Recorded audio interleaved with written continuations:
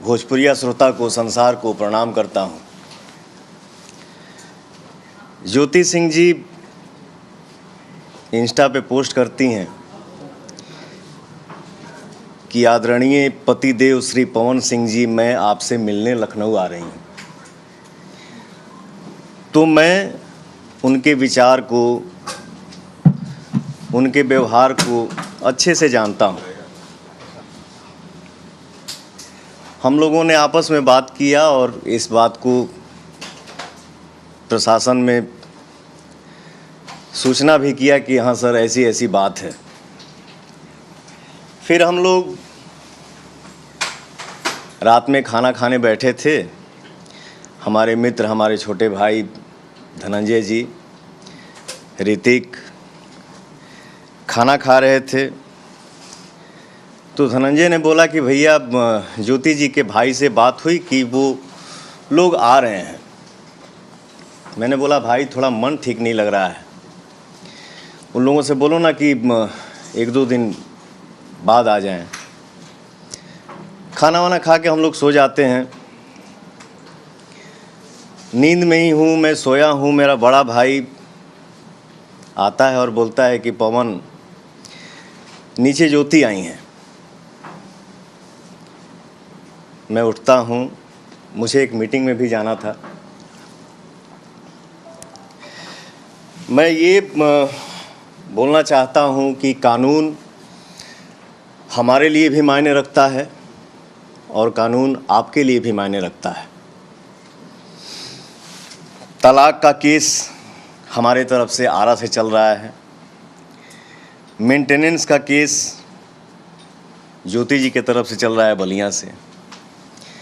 और मैं ये बोलना चाहता हूँ कि ज्योति जी, अगर मैं आपसे मिलना नहीं चाहता तो क्या आप हमसे मिल पाती? फिर भी हम रेडी हुए, रेडी होके बैठे। मेरा छोटा भाई ऋतिक नीचे कहीं अगल बगल में था, उसको ज्योति जी फ़ोन भी की थी।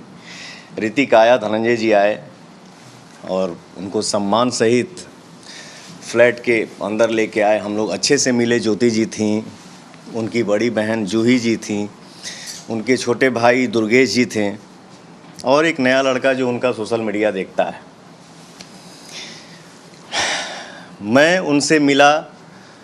मेरा ज्योति जी से व्यवहार कैसा रहा, ये ज्योति जी जानती हैं, उनका दिल जानता है और भगवान जानते हैं। आते ही उन्होंने बोला कि मैं अब यहाँ से हिलूंगी नहीं।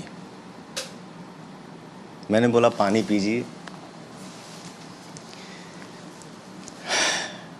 फिर उन्होंने बोला कि मेरा तलाक का मैटर जब तक क्लियर नहीं हो जाता है तब तक मैं यहाँ से हिलूंगी नहीं। मैंने बोला एक बात बताइए, एक छत के नीचे रह के मुकदमा लड़ा जाता है क्या? फिर हम लोग साथ में चाय पीते हैं। उनका यही रट, मैं यहाँ से निकलूँगी नहीं, मैं यहाँ से हिलूँगी नहीं। मुझे ऐसा महसूस हुआ कि यहाँ पे माहौल कुछ ऊपर नीचे होने वाला है। मैंने बोला कि आप लोग खाना खाइए अच्छे से। क्या खाएंगी आप लोग? मैंने स्टाफ को बोला कि पूछो मैडम क्या खाएंगी, जो बनेगा वो बना लो, जो नहीं ये हो पाता है उसको बाहर से मंगा लो। मैं उठा, बोला कि मैं थोड़ा सा मीटिंग में जा रहा हूँ, 1-1.5 घंटा, 2 घंटा, 2.5 घंटा मुझे लगेगा आने में। और धनंजय से बोला कि धनंजय, मैं आ रहा हूँ मीटिंग से, तब तक आप मैडम से बात करिए क्या है क्या नहीं, ये क्या कहना चाहती हैं। मैं निकलता हूँ। हमारी वार्तालाप कम से कम 1 से 1.5 घंटा तक हुई। मैं मीटिंग के लिए निकलता हूँ सर, मीटिंग करता हूँ। मेरा मोबाइल 2-2.5 घंटा मेरे से दूर रहा। मीटिंग करके फ्री होके जब मैं गाड़ी में बैठा तो मेरा मोबाइल मेरे हाथ में आया। मैं मोबाइल चेक करने लगा। मुझे फ़ोन आता है कि भैया घर पे ऐसे ऐसे हो गया है। मैंने लाइव ही देखा। तो मैंने ये सोचा कि अभी फ़िलहाल घर पे जाना मेरा उचित नहीं है। उसके बाद भी मैंने धनंजय को फ़ोन किया कि भाई देख लेना मैडम को, उनके साथ जो है उन लोगों को कोई दिक्कत ना हो। और सर मैं पूरी रात रोड पे गाड़ी साइड करके गाड़ी में ही रहा, रात काटा। नेक्स्ट डे मैडम जाती हैं, धनंजय बाकायदे उनको नीचे छोड़ने जाते हैं। फिर अब आते हैं थोड़ा सा मुद्दे की बात पे। मैं ये कहना चाहता हूँ ज्योति जी कि आप जो अपने पति के लिए अपनापन दिखा रही हैं, ये अपनापन चुनाव से 1 महीना पहले क्यों नहीं दिखा? ये अपनापन चुनाव से 2 महीना पहले क्यों नहीं दिखा? 3 महीना पहले क्यों नहीं दिखा? 4 महीना पहले क्यों नहीं दिखा? ये अपनापन चुनाव से 1 महीना बाद क्यों भी दिख जाता? आज ही क्यों? क्योंकि मैं अमित शाह जी से मिल लिया, जेपी नड्डा जी से मिल लिया,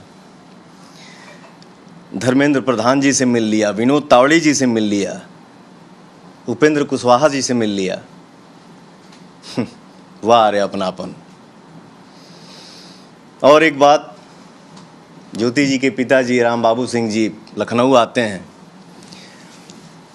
हमारी उनकी मुलाकात होती है तो उनके पिताजी बोलते हैं कि पवन जी आप हमारी बेटी को विधायिका बना दीजिए, इसके बाद आपको उसको रखना होगा रखिएगा, छोड़ना होगा छोड़ दीजिएगा। मैंने बोला पिताजी ये हमारे बस की बात नहीं है। और ज्योति जी विधायिका बनने के लिए आप इतना हद तक गिर सकती हैं, ये मुझे उम्मीद नहीं था। खैर आपको जो करना है सो करिए, आपको जितना बोलना है बोलिए, आपको जितना गिरना है गिरिए, लेकिन मैं मर्यादा से बाहर नहीं जा सकता, क्योंकि ये मेरे माँ बाप का दिया हुआ संस्कार है। आज आप सभी के आशीर्वाद से दुनिया पवन सिंह को सुपरस्टार बोलती है, पावर स्टार बोलती है। 40 साल का हो गया, 10 घंटा मेहनत करता हूँ, 15 घंटा मेहनत करता हूँ, 20 घंटा मेहनत करता हूँ। मेहनत करके जब घर वापस लौटता हूँ, दरवाज़ा खटखटाता हूँ तो मेरा भी दिल करता है कि या तो दरवाज़ा मेरी बेटी खोले और नहीं तो मेरा बेटा खोले। लेकिन सर दरवाज़ा मेरा स्टाफ खोलता है, नहीं तो मेरी बूढ़ी माँ खोलती है। इसके बाद हम लोग घर में इंटर करते हैं, हम भाई मित्र स्टाफ मिल के खाना बनाते हैं, खाना खा के सो जाते हैं। मैं इतना कहना चाहता हूँ, मैं भी इंसान हूँ यार, थक जाता हूँ कभी कभी। यही बात है सर कि महिला के हर बात पे आंसू गिर जाता है और वो दुनिया को दिख भी जाता है। मर्द का दर्द नहीं दिखता है और ना ही वो दिखा पाता है। और एक बात, जो लोग इस मैटर में मज़े ले रहे हैं, ये है वो है, ऐसे है वैसे करना चाहिए, समाज की बात, तो मैं इतना बता दूं, इतना कह दूं कि फैमिलियर बात जो भी होती हैं वो कमरे में होती हैं, कैमरे पे नहीं। मैं बस इतना ही कहना चाहूँगा। बहुत बहुत धन्यवाद। जो कुछ हुआ ये आपकी पॉलिटिकल जो बढ़त हो रही है, आपका कद बढ़ रहा, उसकी वजह से साजिशन ही आपको डैमेज करने के लिए आई है ज्योति? मैं अपने जीवन में सर मैं बहुत कम बोलता हूँ। मैं नहीं चाहता हूँ कि हर बात पे लाइव आऊँ, हर बात का सफाई दूँ। लेकिन आप लोगों को क्या लग रहा है? मैंने बोला ना कि ये अपनापन आज से 2 महीना पहले क्यों नहीं दिखा, 4 महीना पहले क्यों नहीं, ये अपनापन आज ही क्यों दिख रहा है? ये क्या हो सकता है? यही बात है और क्या है। पवन जी आपको कोई राजनीतिक साजिश दिख रही है? आप बीजेपी ज्वाइन करने वाले थे चुनाव से पहले, इतने क्रूशियल समय पर ज्योति के पीछे साथ में है जो ज्योति के पीछे ब्लो कर रहे हैं, बढ़ा रहे हैं। ज्योति है उनके पीछे कोई पॉलिटिकल पार्टी? हैं